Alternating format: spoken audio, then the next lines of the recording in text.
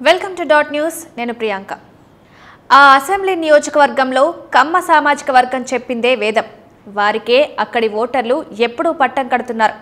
YS Jaganmohan Reddy ముఖ్యమంత్రిగా బాధ్యతలు చేపట్టిన తర్వాత ఆ నియోజకవర్గంలో కమ్మ సామాజిక వర్గం ప్రాధాన్యతకు చెక్కు పెట్టాలని నిర్ణయించుకున్నారు. ఇంతకీ ఆ నియోజకవర్గం ఏమిటా అనుకుంటున్నారా? అదేనండి పర్చూరు నియోజకవర్గం.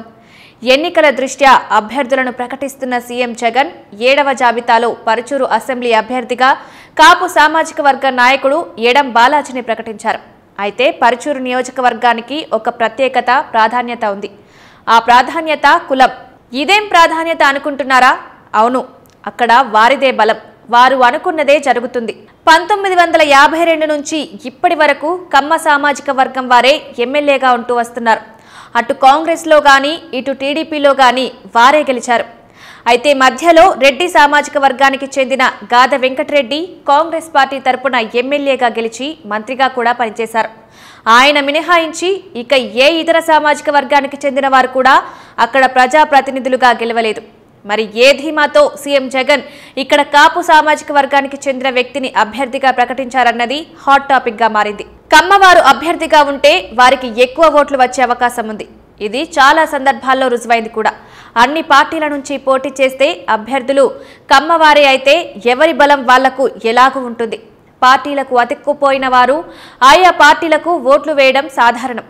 అయితే ఈసారి అలా కాదు.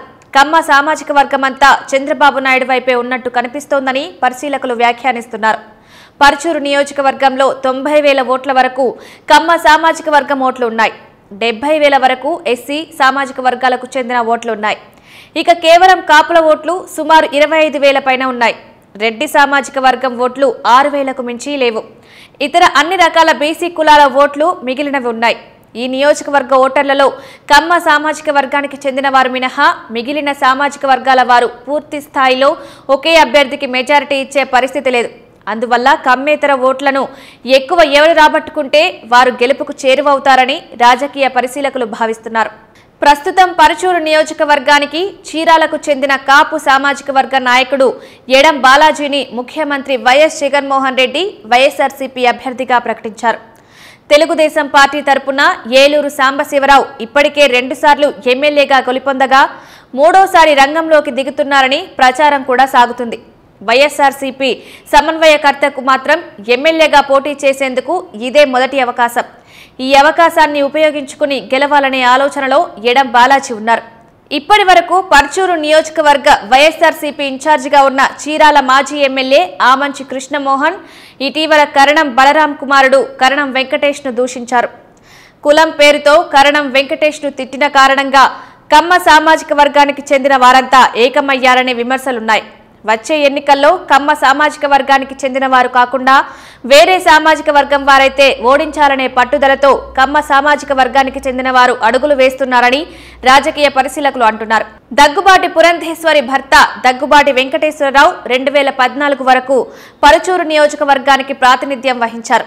2019లో వైఎస్ఆర్ కాంగ్రెస్ పార్టీలో చేరిన దగ్గుబాటి వెంకటేశ్వరరావు 2019 ఎన్నికల్లో పోటీ చేసి టీడీపీ అభ్యర్థి ఏలూరి సాంబశివరావు చేతిలో 1647 ఓట్ల తేడాతో ఓడిపోయారు. 2014లో భరత్ ఓడిపోవడానికి కమ్మ సామాజిక వర్గంలో వర్గపోరే కారణమని అప్పట్లో టాక్. కొంతమంది తెలుగుదేశం, మరికొంతమంది వైఎస్ఆర్ కాంగ్రెస్ అంటూ వర్గాలుగా విడిపోవడంతో మిగిలిన కులాలకు సంబంధించిన ఓట్లను రాబట్టుకోవడంలో భరత్ విఫలమయ్యారు. 2019లో డాక్టర్ దగ్గుబాటి వెంకటేశ్వరరావు పరిస్థితి కూడా ఇదే. అయితే ఆయన అందరితో కలుపుగోలుగా ముందుకు సాగలేదనే విమర్శలున్నాయి. ఈసారి గొట్టిపాటి భరత్కు టికెట్ ఇచ్చే అవకాశం ఉన్నా వైఎస్ఆర్సీపీ టికెట్ ఇవ్వలేదు. కమ్మేతర వర్గానికి చెందిన కాపు సామాజిక వర్గ నాయకుడు ఎడం బాలాజీని రంగంలోకి దించింది. ముఖ్యమంత్రి వైఎస్ జగన్మోహన్ రెడ్డి ఈ మేరకు ఒక ప్రయోగాన్ని చేపట్టారు. కమ్మ సామాజిక వర్గంలో చీలిక తీసుకువస్తే మిగిలిన సామాజిక వర్గాల ఓట్లు సునాయాసంగా వైఎస్ఆర్సీపీకి పడే అవకాశం ఉందని, ఆ మార్గంలో వైఎస్ఆర్సీపీ విజయం సాధిస్తుందనే ఆశ వైఎస్ఆర్సీపీ నాయకుల్లో ఉంది. అయితే ఈ నియోజకవర్గంలో కుల ప్రాబల్యం పనిచేస్తుందా, సామాజిక అంశాలు పనిచేస్తాయా అనేది వచ్చే ఎన్నికల్లో ఓటర్లు నిర్ణయించాలి. మరి ప్లీజ్ సబ్స్క్రైబ్ డాట్ న్యూస్.